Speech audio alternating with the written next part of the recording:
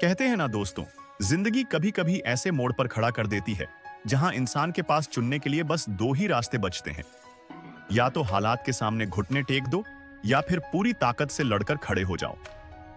लेकिन जब चारों तरफ से ताने, गंदी नजरें और गलत इरादे घेरे हों, तब खुद को बचाए रखना भी एक जंग बन जाता है।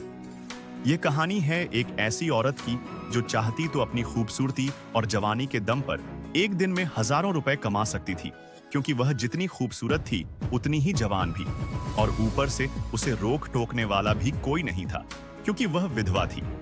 लेकिन उसके दिल में सिर्फ एक ही ख्वाहिश थी, मेहनत और इज्जत की रोटी कमाना, चाहे इसके लिए कितनी भी मुश्किलें क्यों ना सहनी पड़े। उसका नाम सीमा था। उत्तर प्रदेश के कानपुर जिला की रहने वाली, जहां लोग एक दूसरे को जानते तो थे, लेकिन जरूरत के वक्त असली चेहरा दिखाने में भी देर नहीं करते। सीमा के पति राजेश एक ट्रक ड्राइवर थे। जिंदगी जैसे तैसे चल रही थी कि एक सड़क हादसे ने सब खत्म कर दिया। राजेश की मौत ने सीमा को एकदम बेसहारा कर दिया। सीमा अपने मायके चली गई। उम्मीद थी कि वहां उसे सहारा मिलेगा, लेकिन माँ बाप तो पहले ही दुनिया छोड़ चुके थे और भाई बहनों की दुनिया अब सिर्फ अपनी अपनी जिम्मेदारियों तक सीमित थी। वहां उसे वह मान सम्मान नहीं मिला जो एक बेटी को मिलना चाहिए। कुछ दिनों बाद वह अपनी बड़ी बहन के पास गई, लेकिन वहां उसका जीना मुश्किल हो गया। बहनोई की नजरें बदल चुकी थीं और उसकी खामोशी में छिपा इरादा सीमा को बेचैन करने लगा। मजबूर होकर वह वहां से भी निकल आई। आखिरकार सीमा वापस अपने ससुराल लौटी, लेकिन वहां उसके पति के 3 बड़े भाई और बूढ़े ससुर ने साफ कह दिया, यहां तुम्हारा कोई हक नहीं, मायके जाओ या जहां मन हो जाओ, लेकिन इस घर में तुम्हारे लिए कोई जगह नहीं है। सीमा के पास अब ना घर था, ना कमाने का कोई साधन। गांव के कुछ भले लोगों ने पंचायत बुलाई और उसे ससुराल में एक छोटा सा कमरा रहने के लिए दिला दिया। लेकिन पेट तो कमरे में बैठकर नहीं भरता और बाहर जाकर मजदूरी करने का उसके पास कोई अनुभव नहीं था। नहीं मन, लेकिन भूख इंसान से सब कुछ करवाती है। एक दिन उसे अपने पति की पुरानी बात याद आई। सीमा एक दिन ढाबा खोल ले, ड्राइवरी से मन भर गया है। वो सपना राजेश देख ना पाए, लेकिन सीमा ने ठान लिया कि अब वही सपना पूरा करेगी। उसने घर में बचा हुआ थोड़ा आटा, सब्जी और बर्तन लिया। कुछ पूरी सब्जी बनाई, एक चटाई और 2-3 प्लेटें लेकर गांव के किनारे से निकलने वाले हाईवे पर जा बैठी, जहां से रोज ट्रक और गाड़ियां गुजरती थीं। पर वहां बैठकर भी उसका दिल जोर जोर से धड़क रहा था। कैसे किसी को आवाज दे, कैसे कहे कि वो खाना बेच रही है। काफी हिम्मत जुटाकर उसने एक ट्रक वाले को हाथ दिया। ट्रक रुका। ड्राइवर मुस्कुराकर बोला, क्या बात है मैडम? सीमा ने कहा, नाश्ता करोगे? और वो ड्राइवर हंसते हुए बोला, नाश्ता क्या, पूरा खाना खाऊंगा, आओ गाड़ी में बैठो। कितना लोगी? सीमा के हाथ से जैसे थाली गिरते गिरते बची। उसकी आंखों में आंसू आ गए, गला सूख गया। वो बोली, मैं पूरी सब्जी बेच रही हूं, रुपये 20 की थाली है। लेकिन ड्राइवर अश्लील बातें करते हुए गाड़ी भगाकर निकल गया। सीमा के हाथ में पड़ी पूरी सब्जी जी की थाली अब कांप रही थी। उसने थाली एक तरफ रख दी और पेड़ के नीचे बैठकर फूट फूट कर रो पड़ी। क्या यही है दुनिया, जहां इज्जत से कमाना भी गुनाह बन जाता है? लेकिन दोस्तों, उसी वक्त पीछे से आ रही एक दूसरी ट्रक रुकती है और वहीं से कहानी का असली मोड़ शुरू होता है। ट्रक रुकते ही उसमें से एक लंबा सा आदमी उतरा। चेहरे पर थकान तो थी, लेकिन आंखों में एक अजीब सी सच्चाई और अपनापन भी था। उसके पीछे एक कंडक्टर लड़का भी उतर आया। वो आदमी धीरे से सीमा के पास आया और बोला, बुरा ना माने तो एक बात पूछूं? ये आपकी आंखें क्यों लाल है? और ये खाना ऐसे ही रखा क्यों है? क्या हुआ? सीमा ने पहले तो कुछ नहीं कहा, सिर झुका लिया। लेकिन जब उसने फिर नरमी से पूछा तो उसका गला भर आया। कुछ नहीं, बस किसी को खाना बेचने की कोशिश की थी। लेकिन उस आदमी का नाम विजय था। पेशे से ट्रक ड्राइवर और दिल से वह उन पुराने जमाने के लोगों में से था जिनके लिए इज्जत और इंसानियत अभी भी मायने रखती थी। उसने बिना कुछ और पूछे कहा, कितने का देती हो? सीमा ने धीरे से जवाब दिया, 20 रुपये की थाली। विजय ने हंसते हुए कहा, तो 2 थालियां लगाओ मुझे और मेरे साथी को, और जो बचे वह भी पैक कर दो। सीमा ने कांपते हाथों से खाना परोसा, पर दिल में डर था कि कहीं यह भी वही बातें ना करे। लेकिन विजय और उसका साथी खाना खाते रहे, चुपचाप, बिना कोई बुरा इशारा किए। और जाते जाते विजय ने 100 रुपए थमा दिए।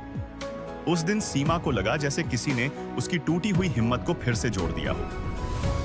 अगले दिन उसने फिर खाना बनाया, लेकिन इस बार भी किसी को रोकने की हिम्मत नहीं हुई। 2 घंटे बाद दूर से वही ट्रक आता दिखा। विजय ट्रक से उतरा, लेकिन इस बार अकेला नहीं था। उसके साथ 4 पाव ड्राइवर थे। आते ही उसने पूछा, आपका नाम क्या है? कल पूछना ही भूल गया था। सीमा ने धीरे से कहा, जी मेरा नाम सीमा है। फिर उस आदमी ने पूछा, आज क्या बनाया है? सीमा ने शर्माते हुए कहा, वही पूरी सब्जी। तो जल्दी लगाओ, भूख लगी है और बाकी पैक कर दो। सड़क पर और भी लोग हैं, वह भी ले जाएंगे। उस दिन सीमा का सारा खाना बिक गया और जाते जाते विजय ने कहा, कल से और आइटम बनाना ग्राहक बढ़ेंगे। और सुनो, ठेला चाहिए तुम्हें? मैं ले आऊं?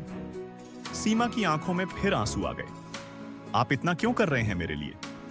विजय ने बस इतना कहा, इज्जत से जीना चाहने वालों की मदद करना कोई एहसान नहीं होता। बहन जी, यह तो इंसानियत है। दोस्तों, इसके बाद जैसे किस्मत ने करवट ली। विजय ने ठेला लाकर दिया और सीमा हर दिन हाईवे पर आकर खाना बेचने लगी। ड्राइवरों में उसकी चर्चा होने लगी कि वो है ना जो इज्जत से पेट भरती है, गलत रास्ते पर नहीं जाती। लेकिन खुशियां ज्यादा दिन टिकती कहां हैं? 4-6 महीने बाद वही लोग जो उसे घर से निकाल चुके थे, अब फिर से उसकी जिंदगी में जहर घोलने आ गए। गांव में खबर फैल चुकी थी कि सीमा अब हाईवे पर ढाबा लगाती है और ट्रक ड्राइवर उसके ग्राहक है। जिन लोगों ने कभी उसकी मदद का एक शब्द तक नहीं कहा, अब वही उसकी इज्जत पर उंगली उठाने लगे। एक शाम जब वो खाना बेचकर लौट रही थी, तभी उसके ससुराल के लोग दरवाजे पर खड़े मिल गए। सबसे बड़ा देवर ताना मारते हुए बोला, अरे वाह, बहू तो बड़ी कमाई कर रही है, और वह भी ट्रक वालों के बीच। सीमा ने बिना कुछ कहे अंदर जाने की कोशिश की, लेकिन सास ससुर की जगह अब देवर देवरानी ही उसकी किस्मत के फैसले सुनाने वाले थे। तू परिवार की इज्जत बेच रही है। बहू, अगर पैसे ही कमाने हैं तो गांव के बगल में क्यों कहीं और जाकर कमा। सबको पता है तू हाईवे पर क्या करती है। सीमा का चेहरा तमतमा उठा।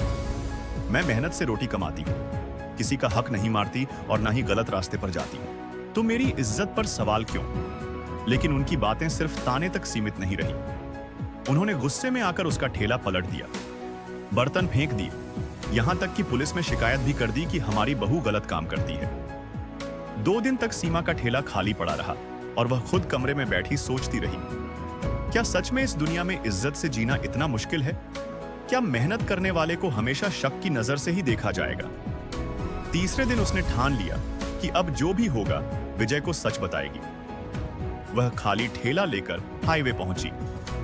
दूर से ही विजय का ट्रक दिखा।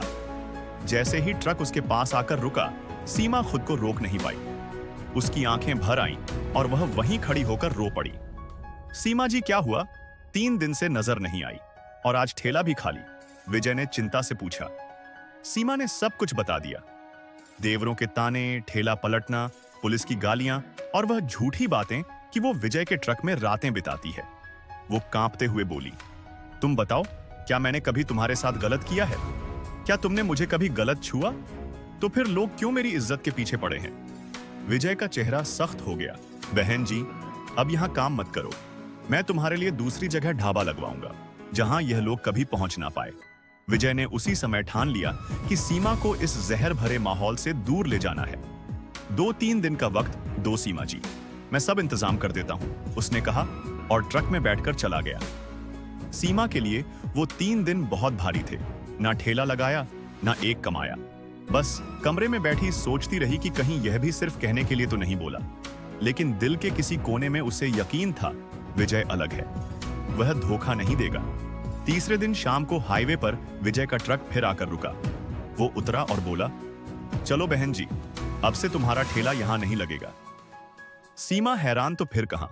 करनाल में हाईवे के पास एक बंद पड़ा ढाबा है, मालिक से बात हो गई है, अब वो तुम्हारा है, बस तुम चलाकर देखो, विजय ने मुस्कुराते हुए कहा। सीमा की आंखें भर आईं। मैं कैसे धन्यवाद कहूं, समझ नहीं पा रही। अगर तुम ना होते तो शायद विजय ने बात काट दी। धन्यवाद का वक्त तब आएगा जब तुम्हारा ढाबा चल निकलेगा दोस्तों। अगले ही दिन विजय अपने साथियों के साथ सीमा का ठेला, बर्तन, राशन सब ट्रक में लादकर करनाल ले गया। ढाबा थोड़ा टूटा फूटा था, लेकिन विजय और उसके दोस्तों ने मिलकर सफाई की, मरम्मत की और 2 दिन बाद वहां चूल्हा जल उठा। शुरुआत में ग्राहक कम थे, लेकिन विजय ने अपने ट्रक ड्राइवर दोस्तों को खबर दी, अब खाना करनाल में मिलेगा, वही वाली बहन जी का। धीरे धीरे ढाबा चल निकला। कुछ लड़के भी काम पर रख लिए गए। बस एक फर्क था, यह जगह विजय के रूट से थोड़ी दूर थी, करीब 30 से 40 किलोमीटर, इसलिए वह हर दिन नहीं आ पाता था। पहले 101 दिन रोज आया, फिर महीने में 1-2 बार आने लगा। लेकिन फिर एक दिन अचानक विजय आना बंद हो गया। फोन भी बंद हफ्ते, फिर महीने बीत गए।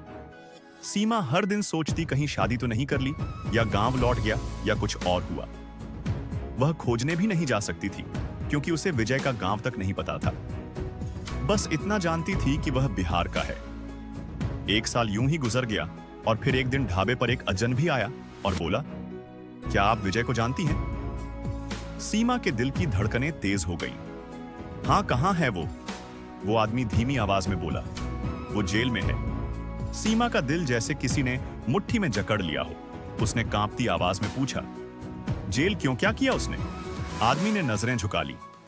कहते हैं उसने अपने गांव में पड़ोसन के साथ गलत काम किया और उसी ने केस करवा दिया। सीमा की आंखों में गुस्सा और दुख एक साथ उतर आया। झूठ है, यह नहीं हो सकता। मैं विजय को जानती हूं। जितना कोई औरत मर्द को समझ सकती है, उतना मैं समझती हूं। जिस आदमी ने कभी मुझे गलत नजर से तक नहीं देखा, वह किसी और के साथ गलत कर ही नहीं सकता। आदमी ने कहा, वो जेल से कहलवा रहा था कि अगर आप थोड़ी मदद कर सके तो कर दीजिए, उसके पास कोई नहीं है। सीमा ने बिना एक पल गवाए कहा, मुझे उसके पास ले चलो। अभी दोस्तों, वो उसी वक्त बिहार के दरभंगा पहुंची, जहां विजय जेल में था।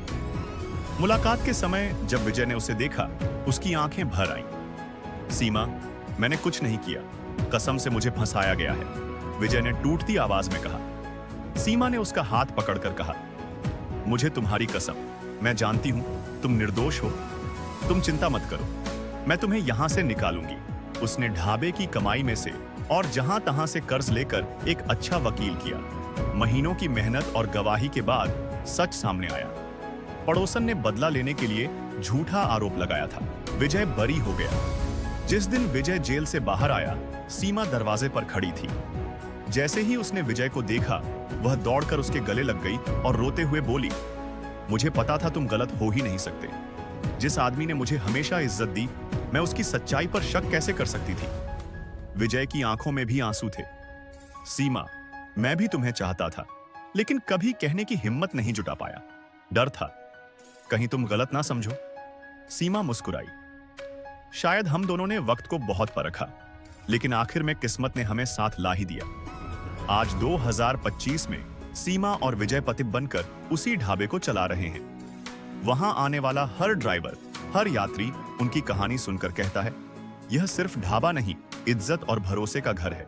दोस्तों, इस कहानी से यही सीख मिलती है, अगर इरादा सच्चा हो और नीयत साफ हो, तो चाहे पूरी दुनिया आपके खिलाफ हो जाए, एक दिन सच जरूर जीतता है और भरोसा अपना घर ढूंढ ही लेता है। अब मैं आपसे पूछना चाहता हूं, अगर आप सीमा की जगह होते और दुनिया आपके बारे में झूठी बातें फैलाती, तो क्या आप भी हार मान लेते, या फिर सीमा की तरह डट कर खड़े रहते? कमेंट में जरूर बताएं। और अगर कहानी दिल को छू गई हो, तो वीडियो को लाइक कीजिए और हमारे चैनल डार्क केस फाइल्स को सब्सक्राइब करना ना भूलिए।